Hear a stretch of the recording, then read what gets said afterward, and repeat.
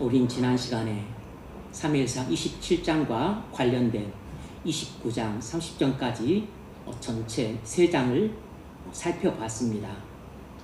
27장은 원인이고 29장과 30장이 결과이기 때문에 이 3장은 함께 살펴봐야 온전한 뜻을 알 수 있습니다. 오늘은 27장을 마무리하는 의미에서 27장만 살펴보되 보다 긍정적인 측면에서 좀 살펴보겠습니다. 27장을 한 가지로 제목을 단다면 불신적인 결정의 결과, 이렇게 제목을 붙일 수 있습니다. 그러니까 27장 전체의 주제는 불신적인 결정이에요. 그런데 오늘은 믿음의 결정을 하라 라는 제목으로 살펴보겠습니다. 오늘 설교 제목은 믿음의 결정을 하라는 것입니다. 오늘은 크게 2가지로 살펴볼 텐데, 먼저 우리가 본문은 전체적으로 살펴봤기 때문에 본문 요약을 하고, 두 번째는 어떻게 믿음의 결정을 할 수 있는가 하는 측면을 살펴보려고 합니다. 본문은 3부분으로 나뉩니다. 1, 2절, 그리고 3절부터 7절까지, 그리고 8절부터 12절까지입니다. 본문은 3대지로 나눌 수 있어요. 첫 번째는 마음속 잘못된 결론이 불신적인 결정을 부른다는 것입니다. 마음속 잘못된 결론이 불신적인 결정을 부릅니다. 아주 중요한 진리죠. 1, 2절입니다. 읽었으니까 생략하겠습니다. 다윗은 하나님의 은혜로 사울의 추격을 여러 번 따돌렸습니다. 여러 번 믿음의 승리를 했어요.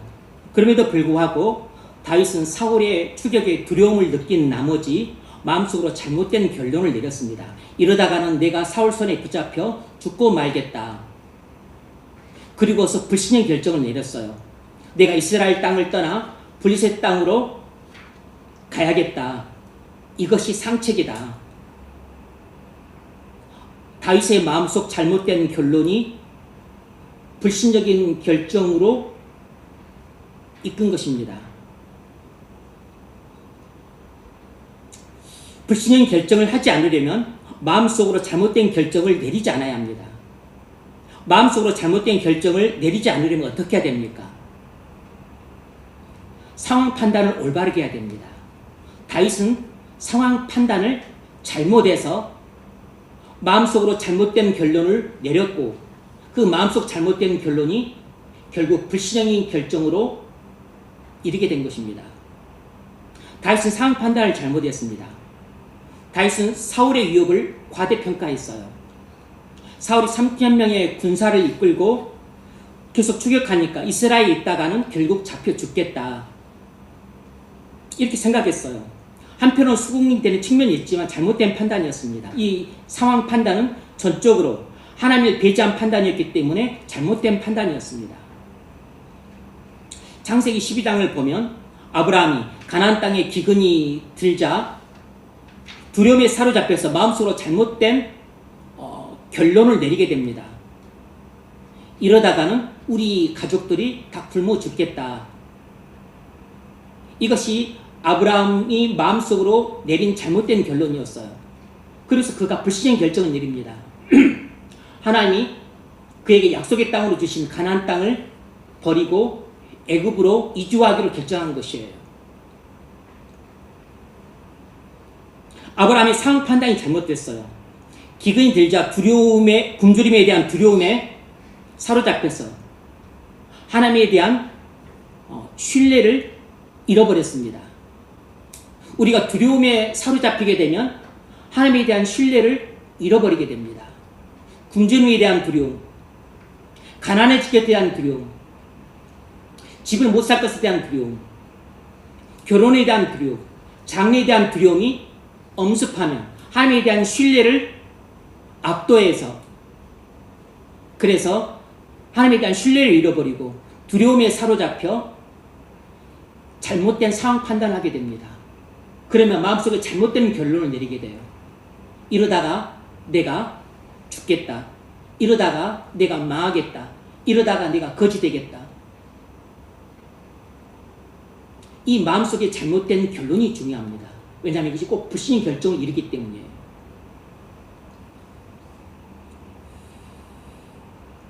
그래서 아브라함은 상황 판단을 잘못했습니다. 아직 신앙이 미숙해서 신앙 판단을 하지 못하고 하나님을 배제한 채 눈에 보이는 상황을 보고 판단하고서 불신의 결정을 내렸습니다. 아브라함의 결정적인 실수는 하나님께 묻지 않은 채 그저 눈에 보이는 상황만 보고 판단을 내렸다는 것입니다.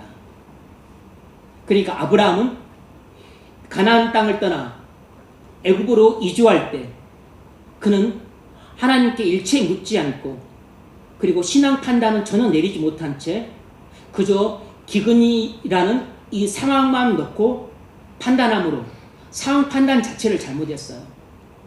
그래서 마음속에 잘못된 결론을 내렸고 결국 애굽으로 이주라는 불신적인 결정에 이르게 된 것입니다.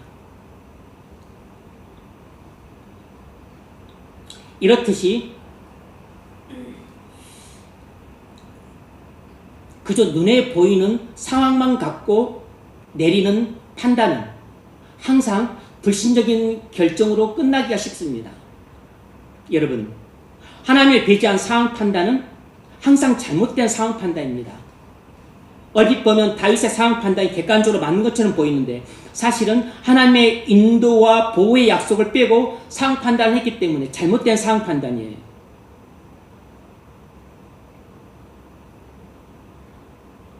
우리가 상황 판단을 할 때는 항상 하나님의 인도와 보호의 약속을 믿고 의지한 채 판단해야 됩니다. 그래야 올바른 상황 판단을 할 수 있어요. 더 나아가서 이 하나님의 인도와 보호의 약속을 믿고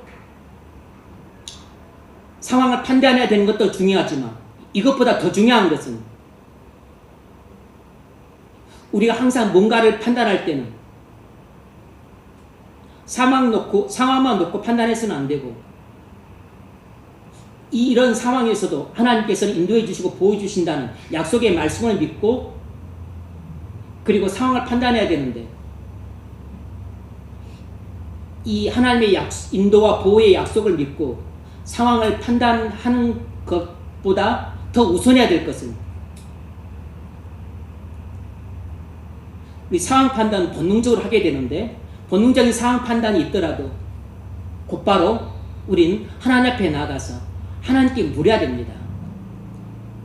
지금 기근이 들어서 굶어 죽게 되었는데 어찌할까요? 가나안을 떠나서 애굽으로 가야 될까요? 이렇게 물어야 됩니다. 다윗 같으면 지금 사울이 계속 추격해서 나뿐만 아니라 지금 나 추종자들과 우리 식소들과 합치면 수천 명인데 수천 명이 몰살당하게 생겼습니다.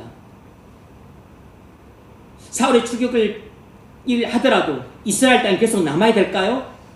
아니면 안전하게 블레셋 땅으로 피해서 안전을 도모하는 게 좋겠습니까? 물었어야 됐습니다. 묻지 않았어요.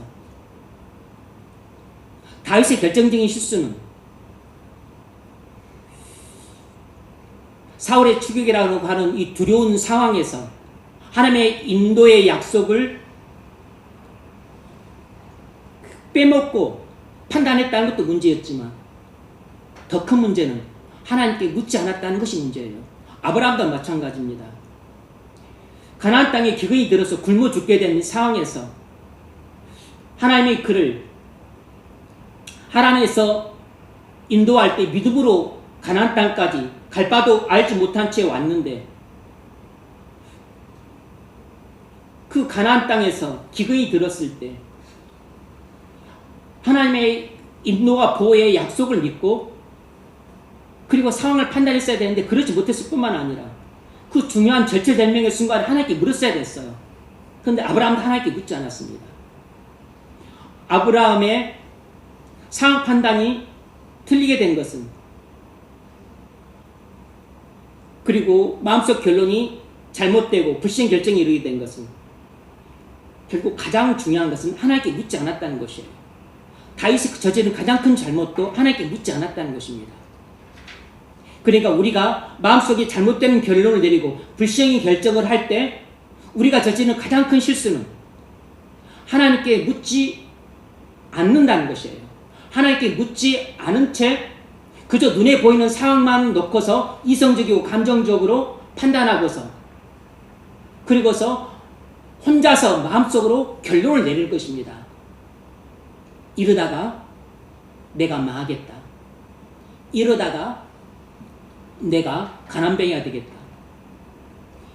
이러다가 자식 교육 망치겠다. 이러다가 뭐 결혼도 못하겠다. 이러다가 집도 못 사겠다. 이런 식으로 잘못된 결론을 내리는 것이에요. 마음속에 혼자서 잘못된 결론을 내게 되면 이건 반드시 불신의 결정을 이루게 됩니다. 그러니까 우리가 불신의 결정을 내리게 되는 가장 큰 중대한 실수는 하나님께 묻지 않는다는 것입니다.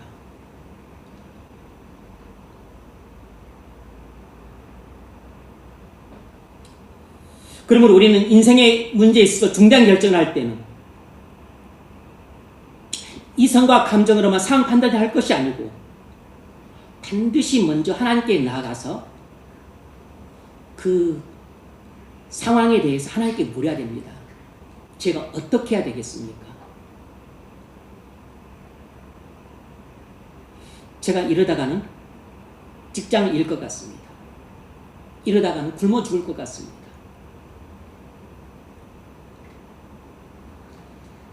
제가 거주지를 어디로 정해야 되겠습니까? 제가 지금 직장 다니기가 몹시 힘들고 어려운 상황이고 신앙생활 저도 못할 것 같은데 제가 이 직장을 계속 다녀야 됩니까? 새로운 직장을 구해야 됩니까? 어떻게 해야 됩니까? 제가 배우자를 어떻게 찾아야 됩니까? 제가 이런 질병에 걸렸는데 어떻게 해야 됩니까? 제가 지금 이런 문제에 직면해 있는데 어떻게 해결해야 될지 모르겠습니다. 어떻게 해결해야 됩니까? 우리가 마음속에 올바른 결론에 도달하려면 반드시 하나님께 물어야 됩니다. 하나님의 음성을 듣고 결정을 해야 돼요. 하나님의 뜻을 알아야만 우리 마음속에 올바른 결론을 내릴 수 있고 그리고 믿음의 결정을 할 수 있어요.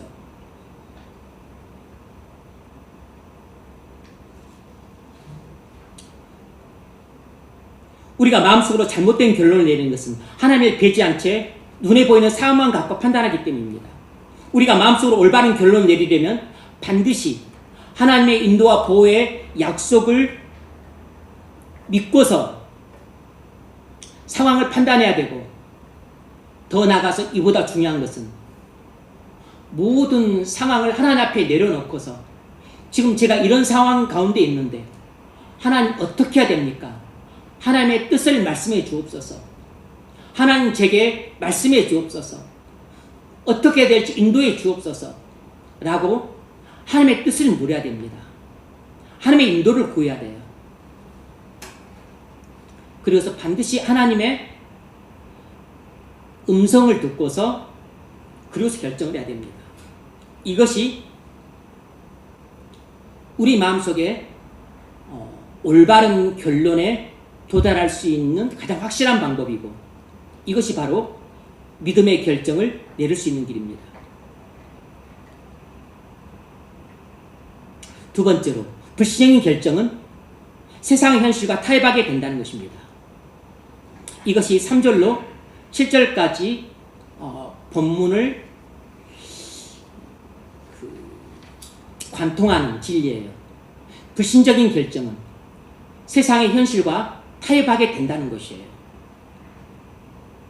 3절로 7절 다윗과 그의 사람들이 저마다 가족을 거느리고 가드에서 아기스와 동거하였는데 다윗이 그의 두 아내 이스라엘 여자 아히노암과 나발의 아내였던 갈멜 여자 아비갈과 함께하였더니 다윗이 가드에 도망가서 어떤 사람이 사울에게 전하매 사울이 다시는 그를 수색하지 아니하니라.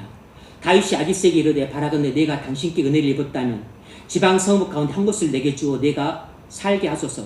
당신의 종이 어찌 당신과 함께 왕도에 살리까니. 아기스가 그날에 시글락을 그에게 죽었으므로 시글락이 오늘날까지 유다 왕에 속하니라. 다윗이 블레셋 사람들의 지방에 산 날수는 1년 4개월이었더라. 다윗은 고난을 당하고 죽는 한이 있어도 이스라엘 떠나서는 안 됐습니다. 그런데 이스라엘 떠나 블레셋으로 가는 불시행 결정을 내렸어요. 다윗은 블레셋의 현실과 타협할 수밖에 없었습니다. 블레셋 가드왕 아기스에게 은혜를 구해 시글락 땅에 거주했습니다. 하나님의 은혜를 구해 살아야 될 사람이 하나님의 원수인 블레셋 왕의 은혜를 구해 살려고 하는 것은 잘못된 일이었어요. 하나님의 은혜가 부족해서 하나님의 원수의 은혜를 구한단 말입니까? 이건 하나님께 치욕적인 행동이에요. 이건 하나님을 불신함으로 저지른 욕된 행위입니다. 이건 마치 온 세상 왕인 하나님의 은혜가 부족해서 세상 왕인 사단의 은혜를 구하는 꼴과 같은 것입니다. 이런 불신령 결정은 결국 세상의 현실과 타협하는 길을 걸을 수밖에 없었습니다. 이제 다윗은 아기스 왕의 은혜를 입었기 때문에 아기스 왕이 좋아하는 행동을 해야 됐고, 그리고 아기스 왕이 싫어할 만한 일은 해서는 안 됐어요. 왜냐하면 아기스 왕이 은혜를 입고 그 땅에 살기 때문에 아기스 왕의 눈에 거슬리는 일이나 또 아기스 왕이 싫어하는 일을 했다가는 자신과 자신을 따르는 추종자들이 다 위험에 처할 수 있게 되었기 때문입니다. 사실상 다윗은 제발로 호랑이 굴에 들어간 것이에요. 다윗은 스스로 자기 함정을 팠던 것입니다. 이처럼 불신의 결정은 자기가 빠질 함정을 자기 손으로 파는 꼴이에요. 이 다윗의 불신의 결정 때문에 이후에 모든 위기와 재앙이 찾아옵니다. 이 불신의 결정 때문에 다윗은 죄를 짓지 않을 수 없는 삶의 구조 속으로 빠지게 되었고, 그리고 29장에서는 자기 조국 이스라엘과 싸워야 되는 아주 진퇴양난의 곤란한 상황 속에 빠지게 되었어요. 하나님이 건져주지 않으셨으면 위기에서 못 빠져나왔을 겁니다. 뿐만 아니라 30장에서는 이 불신의 결정 때문에 하나님의 징계를 받아서 자신과 자신의 추종자와 가족들이 살고 있던 시글락이 파괴가 되었습니다.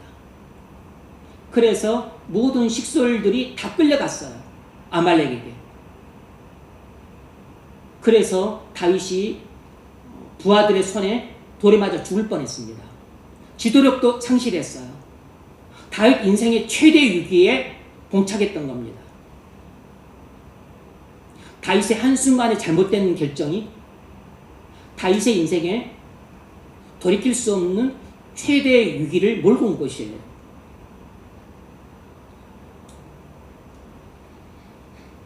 여러분, 우리가 불신 결정을 내리면 세상의 현실과 타협하는 삶을 사는 길을 걸을 수밖에 없게 됩니다. 한번 불신적인 결정을 내리면 원치 않아도 우리는 이미 죄악된 삶의 구조 속에 빠져들었기 때문에 양심의 가책을 끼면서 매일같이 죄를 짓지 않으면 안 되는 그런 죄악된 길을 걸을 수밖에 없는 삶을 살게 돼요. 그래서 한순간의 불신 결정이 얼마나 중요한 일인지 모릅니다.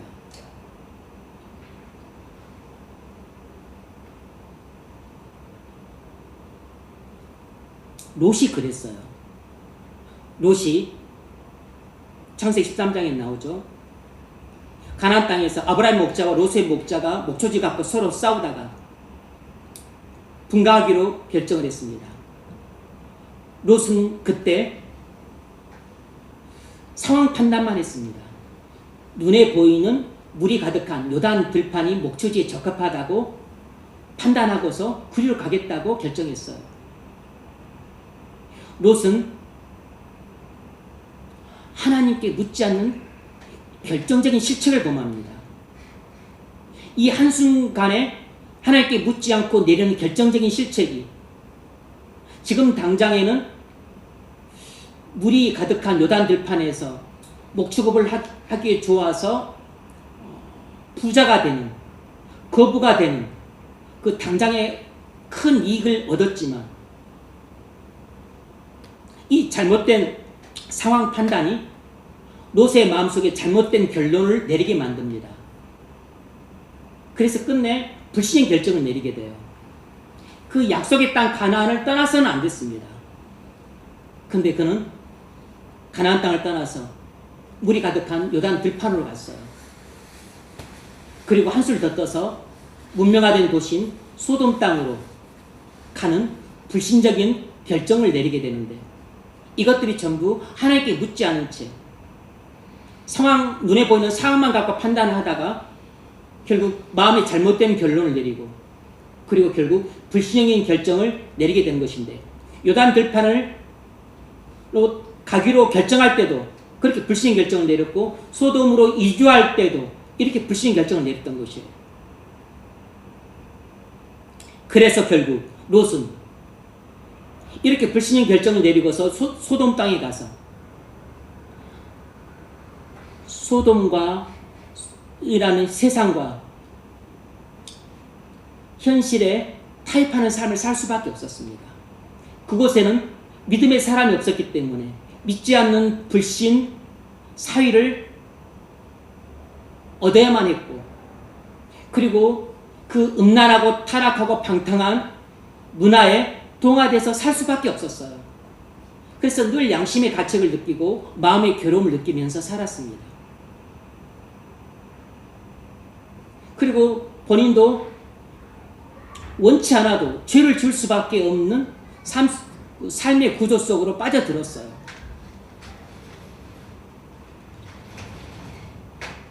그렇게 죄악된 문화에 동화되어 살다 보니까 자신도 믿음이 약해지고, 두 딸도 음란하고 방탕한 문화에 살면서 당연히 죄를 짓지 않고는 살 수 없는 삶의 구조 속에 사니까 죄를 지으면서 살았고, 그의 부인은 또 그랬습니다.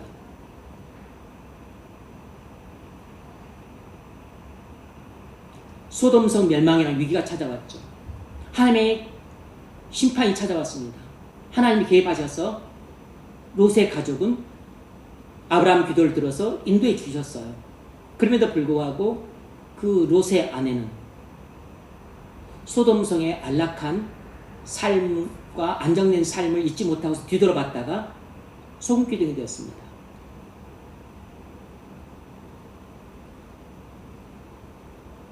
이렇게 세상의 현실과 타협하는 삶은 반드시 죄를 지을 수밖에 없는 삶의 구렁텅이로 우리를 빠뜨려요.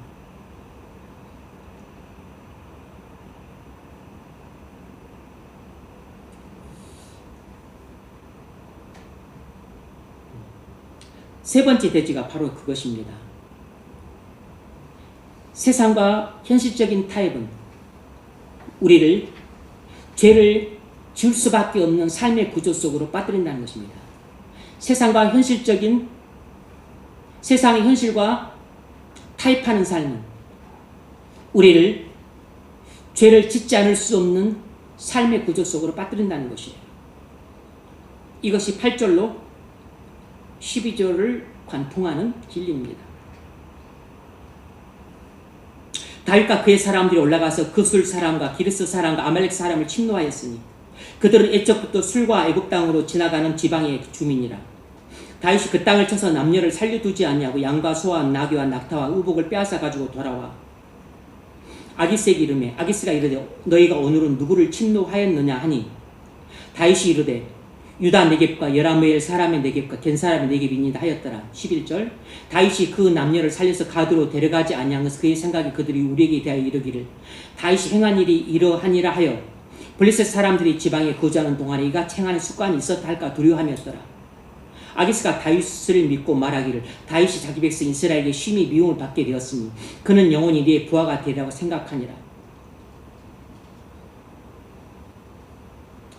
다윗은 자기 스스로 하나님의 원수 아기스 왕에게 의탁하는 현실적인 타협을 했습니다. 그랬으므로 다윗은 아기스 왕이 좋아하는 일들을 할 수밖에 없었어요. 하지만 신앙적인 양심이 있었기 때문에 만약 아기스 왕이 좋아하는 불신앙적인 일들을 할 수는 없었습니다. 그래서 하나님의 원수인 아말렉을 비롯한 남방 족속들을 공격해서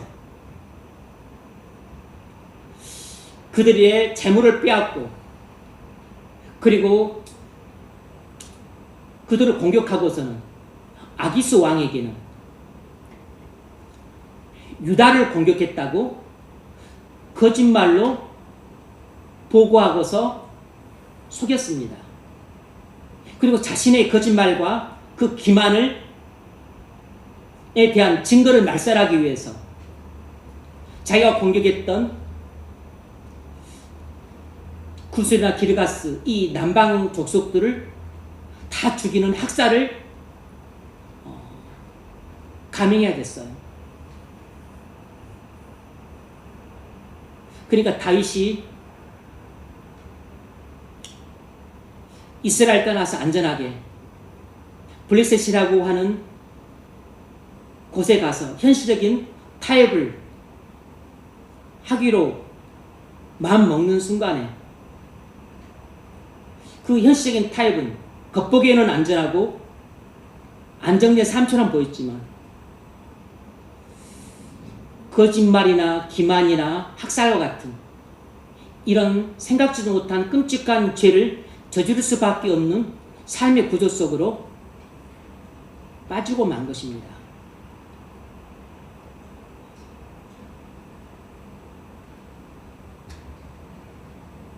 이처럼 우리가 세상과 현실적인 타협을 하게 되면 우리는 결국 죄를 지을 수밖에 없는 삶의 길로 들어서게 됩니다.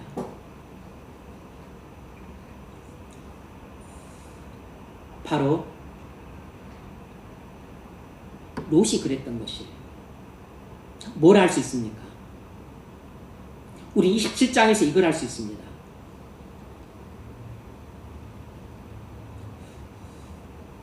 우리가 우리 눈에 보이는 상황 판단을 잘못하게 되면 우리는 마음속에 잘못된 결론을 내리게 됩니다.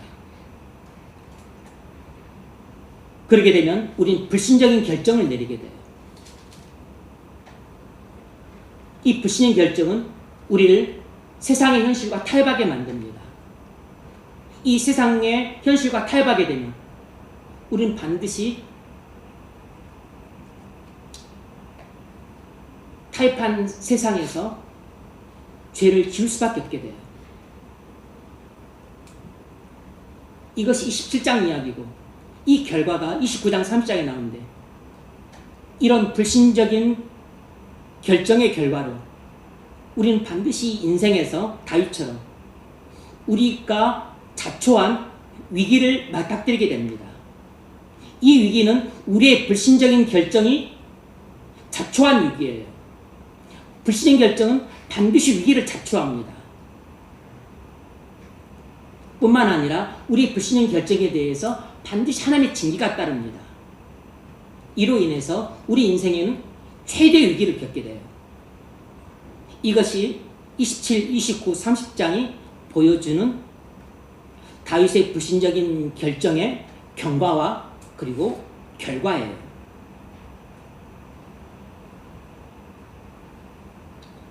한순간의 불신 결정 때문에 인생의 최대 위기에 직면하게 되는 것입니다.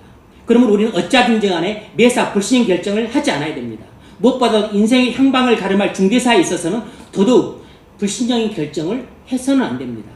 이 한 번의 불신 결정이 두고두고 우리 인생의 발목을 잡게 됩니다. 우리 인생의 중대사에 있어서 한순간의 불신 결정이 우리에게 우리 힘으로는 해결할 수 없는 위기를 불러오게 되고 뿐만 아니라 또 우리의 불신적인 결정에 대한 하나님의 징계는 또 다른 방식으로 또 찾아오게 돼요. 우리는 이중고, 삼중고를 계속해서 겪게 됩니다.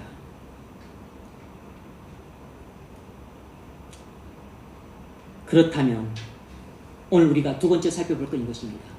그렇다면 우리가 어떻게 해야 믿음의 결정을 할 수 있겠습니까? 어떻게 해야 우리가 믿음의 결정을 할 수 있을까요? 우리가 인생에서 중대한 결정을 내릴 때는 반드시 믿음의 결정을 내려야 됩니다. 우리가 크고 작은 문제에 있어서 매사 믿음의 결정을 내리려면 어떻게 해야 될까요? 성소에 들어가야 합니다. 이것이 답이에요. 성소에 들어가야 합니다. 시편 13편을 보면 아삽이 지은 시가 나옵니다. 아삽은 의인이었습니다. 믿음으로 살았지만 계속 고생하고 죽을 뻔하고 그리고 끝없는 위기에 봉착했습니다. 그런데 악인들은 아삽을 볼 때는 너무 형통하고 엄청나게 번성하고 죽을 때도 고통 없이 죽고 자손들까지 번성합니다. 그래서 아삽이 미끄러질 뻔했고 실족할 뻔했습니다. 아삽이 시험 들었어요. 아삽이 사실상 시험에 들었습니다. 이럴 수가 있는가? 아삽은 악인의 형통과 번성함을 보고 그리고 자신 같은 의인의 고통과 비참함을 보면서 이게 도대체 뭔가?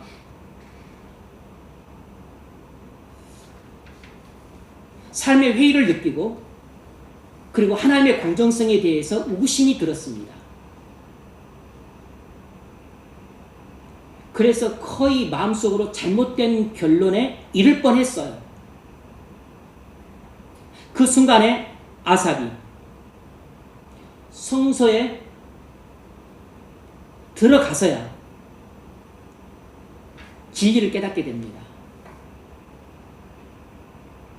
비로소 악인들의 종말을 보게 돼요.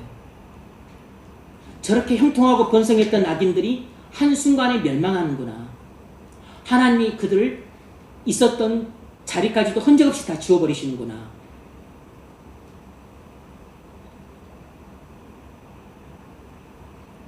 그래서 아삽은 성소에 들어가기 전까지는 마음속에 잘못된 결론에 도달할 뻔 했어요. 그래서 마음속에 막 생각이 혼란스러웠습니다. 내가 이렇게 살아야 되나? 도대체 이 현실은 뭔가? 하나님이 공의롭지 않은 것 같다. 내가 괜히 믿음으로 살았어. 내가 성결하게 산 게 아무 소용이 없어. 믿음으로 살아봤자 이거 뭐해? 이렇게 마음속으로 혼란스러운 생각이 가득했습니다. 그랬다가 나중에 성소에 들어가서 관점이 바뀌고 회복이 됩니다. 시편 13편 16절 내가 어쩌면 이를 알까 하여 생각한즉 그것이 내게 심한 고통이 되었더니 지금 아삽이 악인의 번성과 의인의 고난을 보면서 지금 시험에 들었어요. 실족하기 일보 직전이었습니다. 마음이 혼란스럽게 그지없었습니다. 그런데 그 한순간에 반전이 돼요. 17절에 하나님의 성소에 들어갈 때야 그들의 종말을 내가 깨달았나이다. 그렇게 이 땅에서 번성했던 그들이 하나님이 나중에 알고 보니까 한순간에 그들을 불구덩이에 집어넣더라 하는 사실을 깨달았어요. 하나님의 성소에 들어갈 때야 내가 깨달았나이다. 뭘 깨달았죠? 아삽이 하나님의 성소에 들어가서야 비로소 진리를 깨닫게 된 것입니다. 시편 13편은 아삽이 성전에 들어가서 인생의 해석이 바뀐다는 진리를 보여줘요. 여러분, 사람은 성소에 들어가서야 인생관이 바뀝니다. 사람은 성소에 들어가서야 전환점이 돼요. 사람의 전환점은, 인생의 전환점은 성소에 들어가서 진리를 깨달을 때입니다. 그 전까지 사람의 인생은 안 바뀝니다. 아삽은 믿음의 사람이었고 예배 인도자였습니다. 그런데 악인의 형통과 의인의 고난을 보면서 마음이 무너지고 있었어요. 그런데 하나님의 성소에 들어가서야 그가 비로소 진리를 깨달았습니다. 그는 예배 가운데 비로소 진리를 깨달은 것이에요. 하나님을 예배하면서 그가 도무지 이해할 수 없었던 현실을 이해하게 된 겁니다. 그의 육안으로는 볼 수 없었던 악인의 종말을 영안으로 보게 된 것이에요. 자신의 장래를 육안으로 볼 수 없었는데 영안으로 보게 된 겁니다. 영안이 열리는 때가 바로 성소에 들어갔었을 때예요. 성소에 들어가서 진리를 깨달을 때 비로소 우리는 영안이 열려서 육안으로 볼 수 없는 것들을 보게 됩니다. 성소에 들어갔을 때 비로소 우리는 진리를 깨닫고 우리의 인생관이 바뀌어요. 아삽은 그 자리에서 다시 결정합니다. 주밖에는 나의 복이 없나이다. 이렇게 찬송을 하게 돼요. 여러분, 예배는 위로와 격려만 주는 자리가 아니고 우리 인생에 대한 해석을 바꿔주는 자리입니다. 우리 삶에 대한 이해를 바꿔주는 자리예요.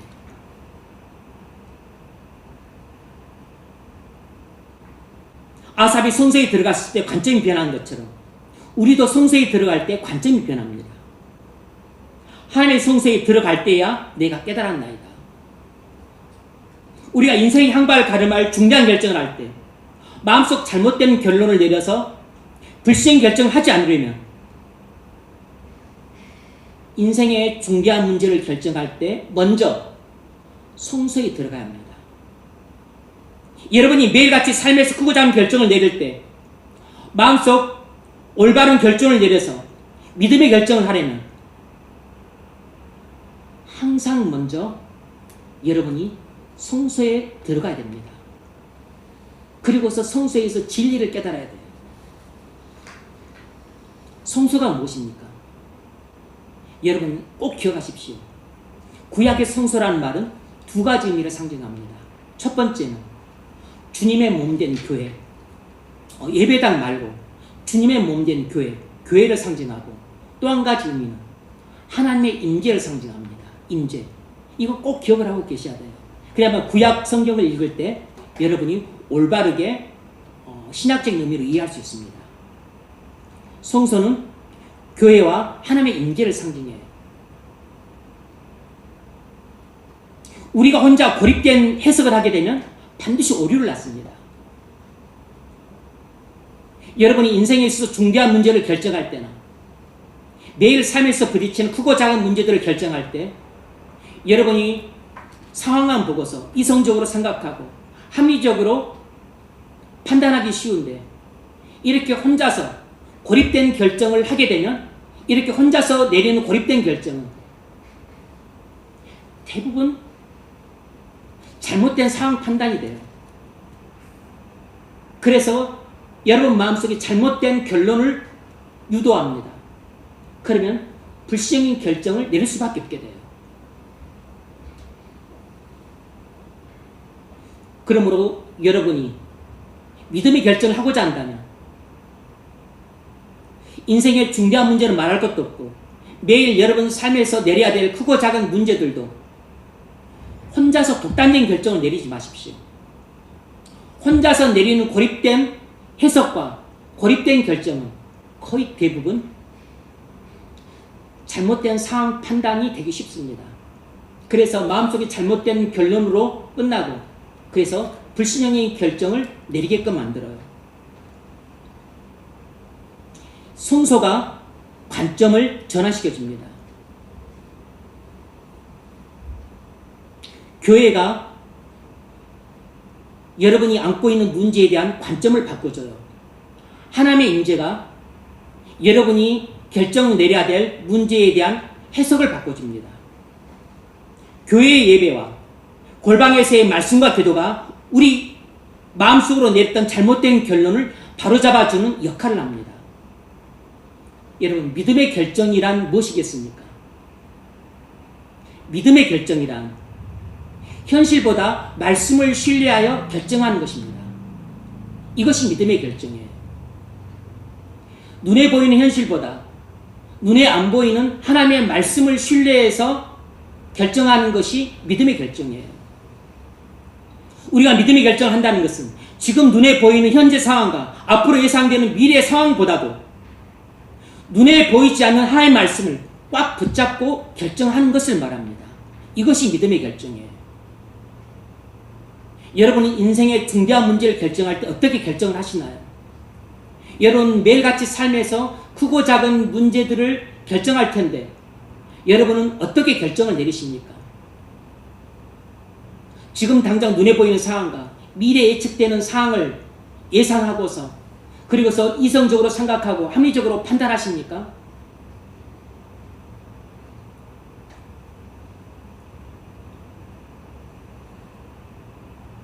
보통 사람들은 이렇게 결정을 내립니다. 이것은 합리적인 결정이지 믿음의 결정은 아니에요. 이런 합리적인 결정은 불시적인 결정이 되기 쉽습니다. 믿음의 결정이란 현실보다 말씀을 신뢰해서 결정하는 것입니다. 오직 하나님만 믿고 우리 인생을 전적으로 맡기는 결정이 믿음의 결정이에요.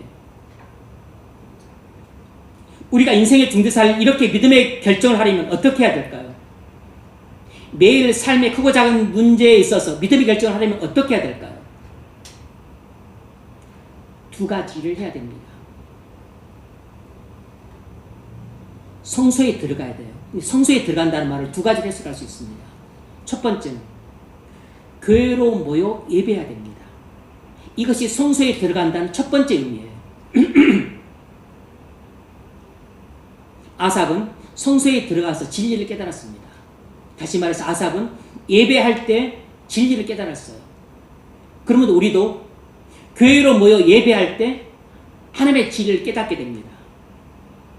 그때 우리 마음속에 혼란스러운 생각들이 정리되고 마음속에 올바른 결론에 도달하게 됩니다.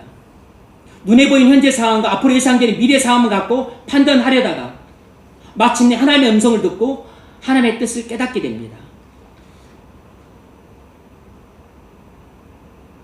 하나님의 성소에 들어갈 때야 내가 깨달았나이다. 바로 이 일이 우리에게 일어나는 거예요. 우리가 교회를 모여 예배할 때 이렇게 진리를 깨닫게 되면 우리는 현실보다 말씀을 신뢰하여 결정하게 됩니다. 하나님의 인도하심을 받아서 오직 하나님을 믿고 우리 인생을 전적으로 맡기는 결정을 하게 돼요. 이것이 바로 믿음의 결정입니다.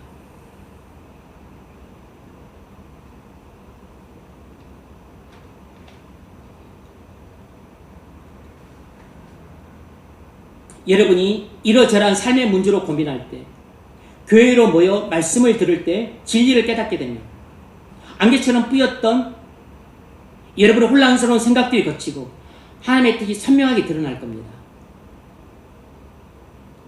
하나님의 음성을 듣게 되면 믿음의 결정을 할 수 있습니다. 그러나 하나님의 음성을 듣지 못하면 혼란 속에 머물게 되죠. 믿음의 결정이란 내가 모든 것을 이해해서 결정하는 것이 아니라 모든 것을 이해하시는 하나님을 내가 전적으로 신뢰함으로 결정하는 것이에요. 우리는 많은 경우 착각을 하는데 내가 모든 것을 이해해야만 믿음으로 결정할 수 있다고 생각합니다. 그거야말로 완전히 불신적인 결정이에요. 우리는 죽었다 깨어나도 일평생 모든 것을 이해할 수 없어요. 내가 모든 것을 이해해야만 순종하겠다고 하는 것은 이건 완전히 사탄에게 사로잡힌 사람입니다. 자가당착에 빠진 사람이에요. 완전히 자아의 종이 된 사람입니다. 우리 이 땅에서 모든 것은커녕 이 땅에서 만문질도 이해를 못해요.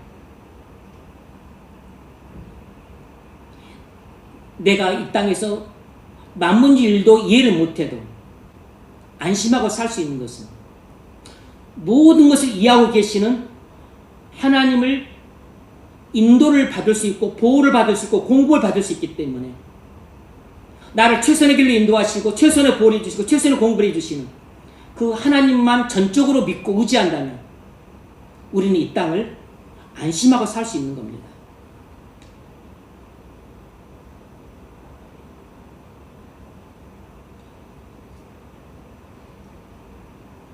그러므로 여러분이 믿음의 결정을 내려갈 때는 내가 모든 것을 이해야만 결정하겠다는 그런 자세를 버리셔야 됩니다. 이가야말로 사단이 주는 거짓된 속임수예요. 본인의 타락한 욕망에서 잘못된 자가당착에 빠진 것입니다. 이런 일은 절대로 일어날 수가 없어요. 그저 모든 것을 이해하신 하나님을 전적으로 믿음으로 오직 하나님만 전적으로 의지해서 결정하십시오. 그래서 허공에 다리가 보이지 않는데 이 절벽에서 저 절벽으로 건너가는 다리가 있어요. 눈에는 보이지 않아요.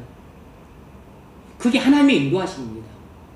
이 세상과 저 천성으로 연결해주는 그 믿음의 길이 있는데 이 믿음의 길은 눈에 보이지 않는 길이에요. 이 하나님의 대로는 눈에 보이지 않는 대로입니다. 이건 믿음이 있어야만 걸을 수 있는 길이에요. 왜냐하면 눈에 안 보이니까. 근데 이게 보여야만 걷겠다고 하는 것은 불신적인 언사인 겁니다. 하나님이 우리에게 걸으라고 하시는 그 하나님의 대로는 눈에 보이지 않는 길이에요. 오직 하나님이 나와 함께 하셔서 나를 인도하시고 보호해주시고 공급해주심으로 나를 모든 위험에서 안보해 주신다는 믿음으로만 한 걸음 내딜 수 있는 겁니다. 우리의 믿음의 삶이라고 하는 것은 무슨 하나의 커다란 스펙터클이 아니고 매일 같이 매 순간에 한 스텝 한 스텝입니다. 우리의 믿음의 삶이라고 하는 것은 오늘 한번 큰 거보, 자이언트처럼 큰 거보를 하는 것이 믿음의 삶이 아니고 믿음의 삶이라고 하는 것은 하루에도 100스텝, 1000스텝을 밟아야 되는데 이 한 스텝 한 스텝을 믿음으로 걸어가는 것이에요. 우리 믿음의 삶은 한 스텝 한 스텝이 모여서 100스텝이 되고 1000스텝이 되고 10,000스텝이 되어서 믿음의 삶이 되는 것이지 무슨 거인처럼 딱 한 번만 거보를 내딛으면 되는 것이 믿음의 삶이 아닙니다.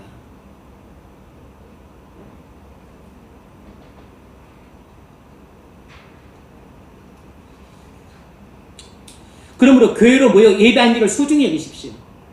성전에 들어간 일을 게을리하는 사람은 평생 마음이 혼란스러운 생각들로 가득 차서 잘못된 결론에 이르게 될 겁니다.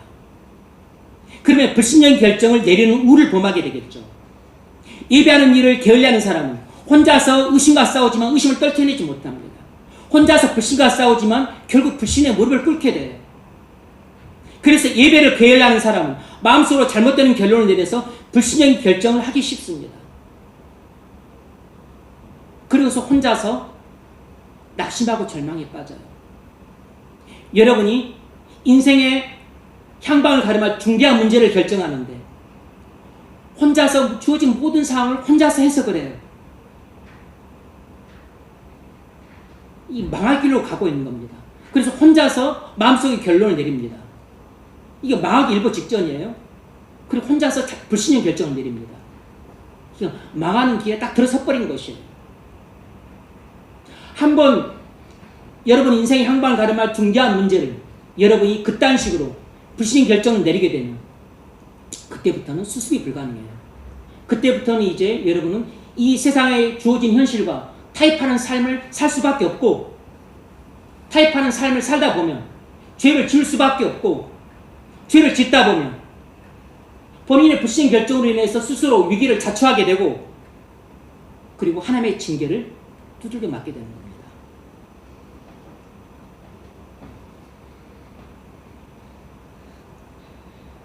마음속으로 올바른 결론에 도달해 믿음의 결정을 내리고자 한다면 교회로 모여 예배하는 일에 힘쓰십시오.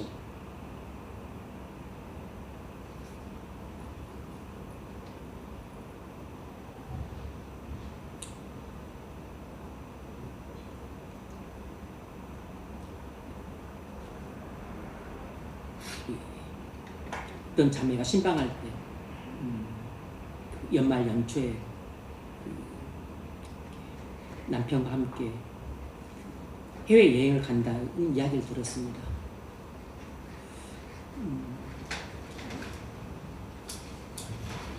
직장에서 과로에 시달리면서 열심히 일하니까 충분히 이해가 됐어요.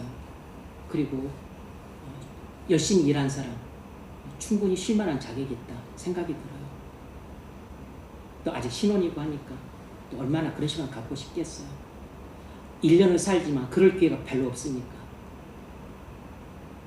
그런데 이제 오늘 기도할 때 그 마음이 많이 제 바늘처럼 찔리고 왔어요.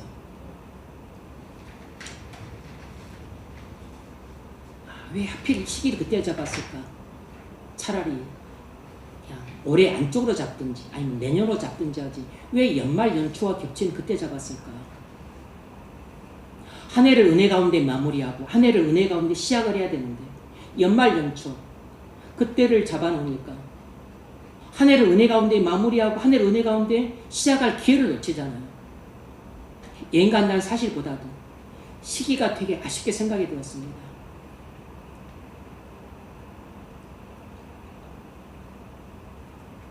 하나님이 물론 그곳에서도 은혜 가운데 성구영신할 수 있도록 인도해 주시기를 바라요. 인도해 주실 수 있다고도 봅니다. 그러기는 쉽지 않겠죠. 은혜 가운데 성구영신한다고 하는 것은 함께 모여 예배하고 함께 모여 말씀을 묵상하면서 하나님의 인재를 기대하고 기도하면서 하나님 앞에 나의 죄악을 토설하고 또 하나님의 인재를 기대하는 것인데 그럴 수 있는 장소가 아니고 그럴 수 있는 환경이 아니니까 그러기는 쉽지 않겠죠. 불가능하지 않지만 사실상 좀 가능성이 희박하죠.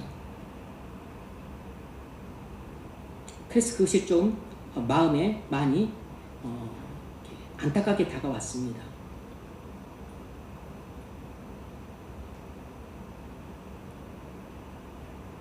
만일 하나님께 기도해 만일 예배 가운데 하나님의 임재를 경험했더라면 예배 가운데 진리를 깨달았더라면 그렇게 결정하지 않았을 텐데 하는 아쉬움이 있었어요.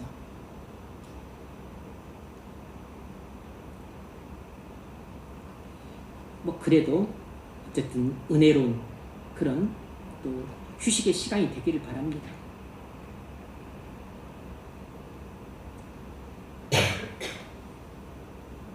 마음속으로 올바른 결론에 도달해서 믿음의 결정을 내리고자 한다면 교회로 모여 예배하는 일 힘쓰십시오. 예배할 때 하나님을 만납니다. 그러면 진리를 깨닫습니다. 마음속으로 올바른 결론을 내립니다.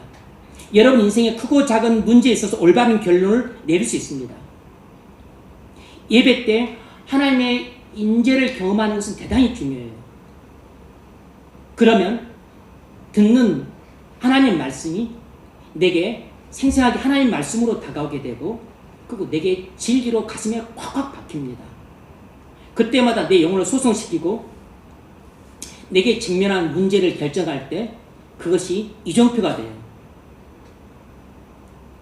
그것이 내 발에 빛이 되고 내 걸어가는 길에 등불이 되어줍니다.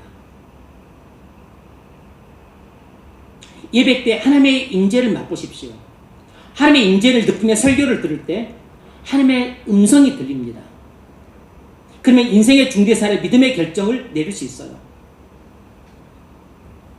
두 번째로 성소에 들어간다는 의미는 골방에서 하나님의 임재를 경험한다는 뜻입니다. 성소에 들어가십시오. 다시 말해서 골방으로 들어가세요. 골방에서 하나님의 임재를 경험하십시오. 골방에서 하나님의 임재를 경험할 때 진리를 깨닫게 됩니다. 그때 모든 의심의 구름이 사라지고 분명한 확신에 이르게 됩니다. 불신이란 걱정과 불안이 사라지면서 하나님 말씀을 전적으로 신뢰하게 됩니다. 그러면 믿음의 결정을 할 수 있어요.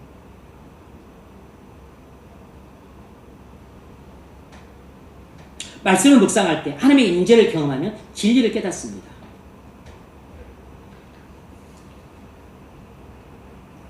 하나님의 임재를 경험한다고 하는 것은 우리 신앙생활의 생명과 같습니다. 예배할 때도 생명을 얻으려면 하나님의 임재를 경험해야 돼요. 골방에서 말씀을 묵상할 때도 생명을 얻으려면 하나님의 임재를 경험해야 됩니다. 골방에서 혼자서 기도할 때도 생명을 얻으려면 하나님의 임재를 경험해야 됩니다. 하나님의 성소에 들어갈 때야 내가 깨달았나이다. 이 말은 내가 골방에서 하나님의 임재를 경험할 때 그동안 깨닫지 못했던 진리를 깨달았습니다. 이 뜻입니다. 그러면 직면한 문제에 대한 마음속으로 올바른 결론에 도달할 수 있습니다. 그때 믿음의 결정을 내릴 수 있어요. 믿음의 결정이란 내가 나의 장래의 모든 일을 알아야만 결정하는 게 아니라 나의 장래의 모든 일을 하나님을, 나의 장래의 모든 일을 아시는 하나님을 내가 전적으로 신뢰해서 내리는 결정입니다. 여러분, 믿음의 결정이란 내가 나의 장래의 모든 일을 알아야만 내리는 결정이 아니에요. 믿음의 결정이란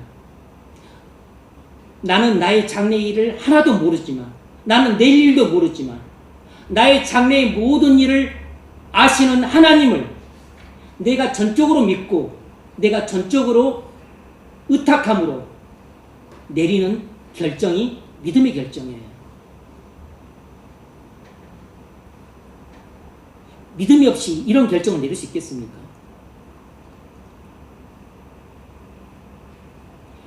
여러분, 믿음의 결정이라고 하는 것은 다시 이야기하지만 이 세상과 그리고 저 하늘이 있는데 이 세상과 저 천성을 이어주는 것이 하나님의 대로예요. 근데 이 하나님의 대로는 하이웨이인데, 고속도로인데 문제는 안 보여요. 눈에 안 보여. 근데 이 길을 걸으려면 믿음이 없는 사람 눈에는 허공으로 보입니다. 그래서 발을 내딛었다가는 천길 낭떠러지로 떨어져 죽을 것처럼 생각이 돼요. 그런데 믿음을 가진 사람의 눈에는 이것이 눈에 보입니다. 그래서 믿음의 행보를 내딛는 것입니다. 한 스텝 내딛어요.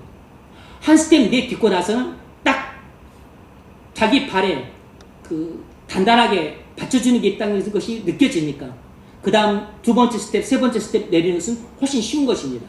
그러다가 또 믿음이 약해지게 되면 안 보이니까 또 앞으로 전진을 못하고 또 주저하고 두려워하는 것입니다. 믿음이 더 약해지고 불신이 들면 다시 뒤로 또 백하게 돼요. 다시 또 뒤돌아가게 됩니다. 그래서 믿음이 강하면 전진하고 믿음이 약해지면 주춤하고 불신이 더 생기면 다시 백을 하게 되는 것이에요. 그래서 왔다리 갔다리 하게 되는 겁니다.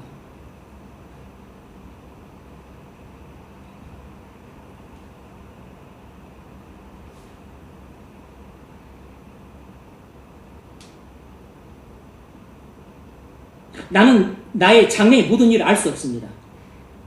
하지만 몰라도 상관없어요. 왜냐하면 나를 나보다 더 사랑하시는 하나님이 나의 장래의 모든 일을 아셔서 나를 최선의 길로 인도하실 것이 확실하기 때문입니다. 내가 그 하나님을 손을 붙잡고 오늘도 안 보이지만 저 천성을 향해서 믿음의 길을 한 스텝 내딛고 있는 겁니다. 나는 그 하나님을 전적으로 믿고 의지함으로 눈에 보이는 상황을 보고서 결정하지 않고 그 하나님의 말씀을 따라서 결정하는 것이에요. 이것이 믿음의 결정입니다. 기도할 때 하나님의 임재를 경험하면 하나님의 음성을 들을 수 있습니다. 하나님의 성소에 들어갈 때야 내가 깨달았나이다. 여러분이 골방에서 기도할 때 하나님의 임재를 경험하게 되면 가슴이 뜨거워지게 됩니다. 그리고 많은 경우는 눈물이 나요. 그 때때로는 하나님이 내 귀에 대고 속삭이는 것처럼 하나님의 음성이 들립니다. 그런데 이때 조심하셔야 됩니다. 들리는 음성이 전부 꼭 하나님의 음성이라고 말할 수는 없어요. 왜냐하면 하나님의 역사라면 사단도 역사하기 때문입니다. 그래서 내게 들리는 음성이 하나님의 음성인지 사단의 음성인지, 그렇지 않으면 내 타락한 욕망에서 나오는 욕망의 음성인지 잘 분간해야 됩니다. 사단의 역사와 죄의 역사도 있을 수 있으므로 하나님의 역사와 잘 분간해야 돼요. 여러분이 하나님의 음성을 듣는다면 인생의 중대한 문제에 대해 마음속으로 올바른 결론에 도달할 수 있습니다. 그러면 믿음의 결정을 할 수 있죠. 여러분, 매일 삶에서 부닥치는 크고 작은 문제에 대해서도 여러분 혼자서 고립된 해석을 하고 혼자서 고립된 결론을 내리고 혼자서 고립된 결정을 내리지 않도록 하셔야 됩니다. 여러분을 인도하고 보호해주고 공부해주겠다고 하나님께서 언약에서 약속하셨는데 그 주님을 배제한 채로 왜 혼자서 해석하고 결론 내리고 결정하십니까? 그건 완전히 자멸하는 길이에요. 위기를 자초하고 징계를 불러들이는 어리석은 결정입니다. 그러지 말고 크고 작은 문제부터 매사 순간순간이라도 하나님은 길 가다가도 계시고 버스에도 계시고 전철관에도 계시고 화장실에도 계시고 그리고 내 사무실에도 계시므로 순간순간 하나님께 물으십시오. 결정해야 될 크고 작은 문제가 있다면 하나님께 물으세요. 주님 어떻게 해야 됩니까? 주님 말씀해 주세요. 진리를 깨닫게 해주세요. 하나님의 뜻을 계시해 주세요. 저 좀 인도해 주세요. 전 모르겠습니다. 어떻게 해야 됩니까? 이렇게 하는 것을 연습하셔야 됩니다. 이렇게 하는 것들이 훈련이 되셔야 돼요. 이런 것들이 우리의 습관이 되고 우리의 삶이 되셔야 됩니다.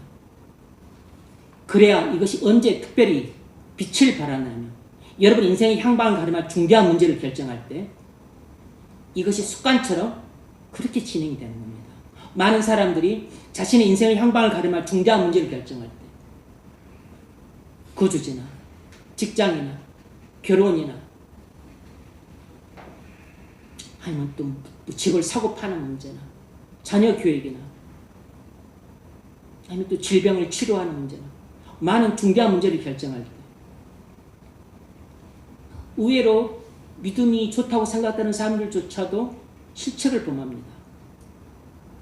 불신인 결정을 내리는 경우가 너무나 허다해요. 왜죠? 이유는 똑같습니다. 그냥 눈에 보이는 상황만 놓고 이성적이고 합리적인 결정을 내리는 겁니다. 대부분이 그래요. 그래서 마음속으로 잘못된 결론에 도달하게 됩니다. 그러면 딱 답이 나와요. 불신인 결정을 딱 내리게 되어 있습니다. 그 다음부터는 세상의 현실과 타협하게 되고 죄를 질 수밖에 없는 삶의 구조 속으로 본인이 제발로 들어가게 돼요. 그럼 인생의 위기를 자초하게 되고 나중에 징계를 받게 됩니다.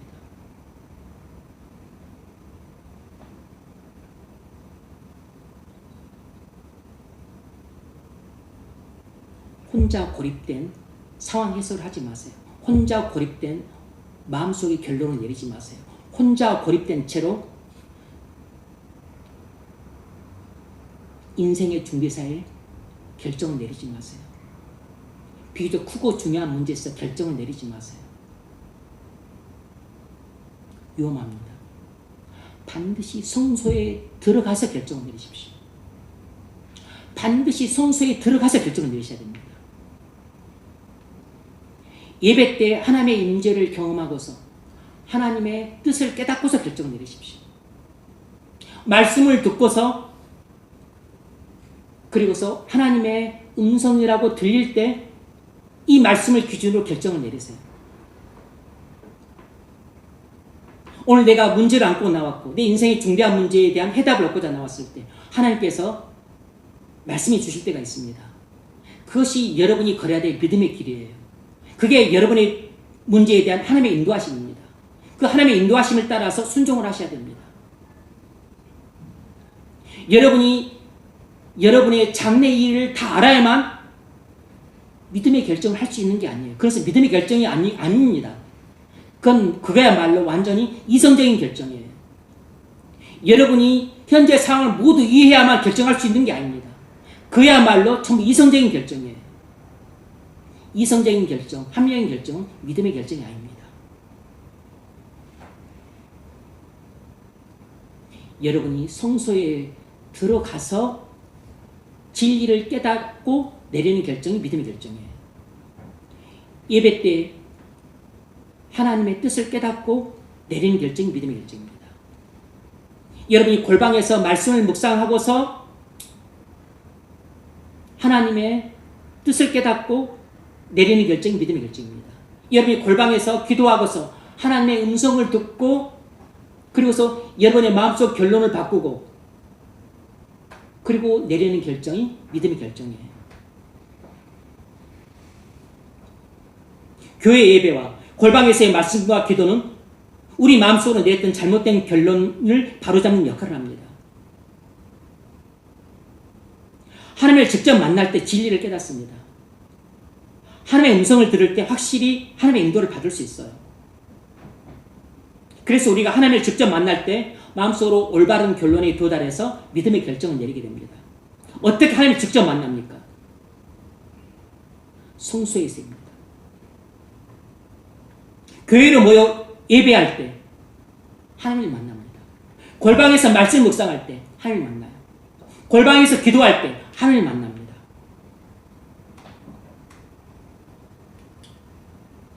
그때 이성과 감정으로만 상판에서 내렸던 마음속 잘못된 결론을 깨닫고 올바른 결론으로 바뀝니다. 그래서 마침내 믿음의 결정을 하도록 주님이 변화시켜 주세요. 그러니까 말씀 묵상을 해야겠죠. 골방에서 기도할 때 하나님의 임재를 경험합니다. 그때 현실과 미래에 대한 암담함에 눌려 불안했던 마음이 정돈되면서 마음속 잘못된 결론이 나도 모르게 올바른 결론으로 바뀝니다. 그래서 마침내 믿음의 결정을 하도록 주님이 이끌어 주세요. 믿음의 결정을 내가 하는 게 아니고 믿음의 결정을 하도록 주님이 이끌어 주십니다. 그러니까 여러분이 중요한 문제를 결정할 때는 꼭 골방에 들어가서 기도를 해야겠죠. 그리고 하나님의 임재 가운데 하나님의 음성을 드려야겠죠. 루터가 비텐베르그 대학 정문에 95개조 반박론을 내걸자 로마 교황 측 노발되어 발했어요. 그래서 보름수 국회에서 청문회가 열렸습니다. 소환되었어요. 황제가 있고 제후가 있고 추기경들이 모여서 그를 신문합니다. 네 이놈, 네가 이를 처리하겠느냐? 처리하면 모든 걸 다 용서해 주겠다. 루터가 하루만 말미를 달라고 합니다. 그리고서 하루 말미를 얻어서 그가 하루 종일 말씀을 묵상하고 그리고 기도를 합니다. 그리고서 하나님의 진리를 다시금 확신하게 돼요. 그리고 하나님의 뜻을 깨닫습니다. 그리고 그 다음날 가서 이렇게 왕과 제후와 추경들 앞에서 말합니다. 제 양심은 하나님 말씀에 완전히 사로잡혔습니다. 저는 거짓말을 할 수 없습니다.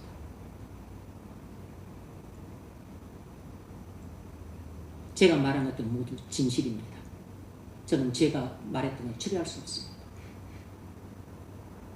이 모든 일은 주님께 맡깁니다.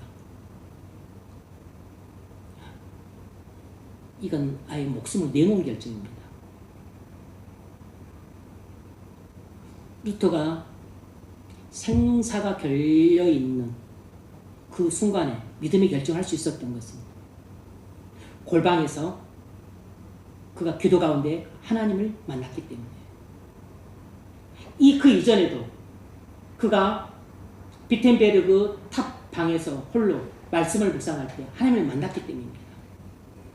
말씀을 묵상할 때 하나님을 만나고 기도할 때 하나님을 만났기 때문에 그는 절체절명의 위기 순간에 자기 목숨을 내걸고 믿음의 결정을 할 수 있었어요.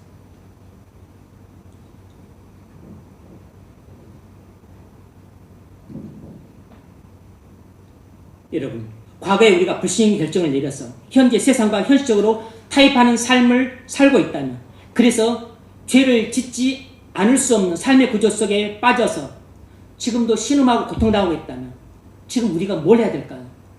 회개를 해야 됩니다. 우리가 과거에 내렸던 잘못된 불신적인 결정, 그리고 현실적인 세상과의 타협, 지금 우리가 저지르고 있는 죄악, 이 모든 것을 회개를 해야 돼요. 특별히 우리의 불신적인 결정을 회개를 해야 됩니다. 우리의 불신적인 결정에 대한 죄를 깨달아야 돼요. 그리고 애통함으로 하나님께 눈물을 흘리며 회개해야 됩니다. 그리고 할 수만 있다면 우리의 죄악들을 버리고 하나님께 돌아야 됩니다. 말씀을 맺겠습니다. 여러분, 오늘 우리는 하나님께서 우리에게 묻고 계십니다. 현실만 보고 결정하겠는가? 그렇지 않으면 말씀을 전적으로 믿음으로 결정하겠는가? 우리의 판단은 딱 두 가지입니다. 현실을 보고 결정할 것인지, 그렇지 않으면 전적으로 하나님 말씀을 신뢰해서 결정하겠는지, 내가 모든 것을, 상황을 다 이해하면 내가 결정하겠는지, 내가 상황을 거의 이해하지 못해도 모든 상황을 이해하시는 오직 하나님을 전적으로 신뢰함으로 결정하겠는지, 이걸 여러분이 결정을 하셔야 돼요. 여러분의 장래사를 내가 다 알아야만 결정하겠다. 그건 이성적이고 합리적인 결정입니다. 이건 불신의 결정이에요. 내 장래사를 전혀 모를 뿐만 아니라 나는 내일도 모른다. 하지만 나의 모든 장래사를 아시는 하나님이 나를 나보다 더 사랑하심으로 나는 그 하나님을 전적으로 믿고 의지함으로 온전히 하나님 말씀에 나는 순종하겠다. 이게 믿음의 결정이에요. 여러분이 해야 될 결정은 딱 두 가지입니다. 나 자신의 이성과 판단을 믿고 결정할 것인지, 아니면 온전히 나의 장래사를 아시고 모든 상황을 이해하시고 그리고 모든 것을 주관하신 만왕의 왕이신 하나님만 전적으로 믿고 의지함으로 결정할 것인지, 이 두 가지 결정밖에 없어요. 이 세상에는. 이쪽은 나의 이성과 상황 판단을 믿고 내리는 결정은 불신의 결정이고, 그리고 나는 아무것도 이해 못하고 난 아무것도 모르고, 그리고 내가 내 자신 책임질 수 없지만 나는 하나님만 전적으로 신뢰함으로 말씀에 순종하기로 결정하는 것, 이것이 믿음의 결정입니다. 여러분이 자신의 이성을 믿고 결정을 내린다면 여러분 인생은 여러분이 책임을 지셔야 돼요. 그러면 여러분은 이 세상과 저 천성 사이에 있는 눈에 보이지 않는 믿음의 다리를 이성과 합리로는 걸을 수 없을 겁니다. 수학과 계산으로 겨룰 수 없어요. 많은 사람들이 계산을 하고 결정을 합니다. 계산으로 믿음의 다리를 결정할 수 없어요. 오직 믿음으로만 천성으로 가는 믿음의 다리를 걸어갈 수 있습니다. 우리가 믿음으로 결정할 때는 마음속으로 항상 우리는 마음속으로 이렇게 말합니다. 주님, 지금 상황이 너무 불안하지만 그래도 저는 주님이 말씀하신 대로 순종하겠습니다. 이것이 믿음의 결정이에요. 주님, 지금 상황이 도무지 이해되지 않지만 그래도 저는 주님이 말씀하신 대로 따르겠습니다. 이게 믿음의 결정이에요. 주님, 저는 제 장래의 일들을 모르지만 그래도 주님이 저의 인생길을 최선으로 인도하시고 보호하시고 공부해 주실 것을 믿음으로 저는 주님만 믿고 말씀에 순종하겠습니다. 이것이 믿음의 결정이에요. 오늘 우리의 가정에서, 직장에서, 교회에서, 그래서 여러분 삶의 인생의 갈림길에서 믿음의 결정을 하시는 삶을 살 수 있기를 주의 이름으로 축원합니다.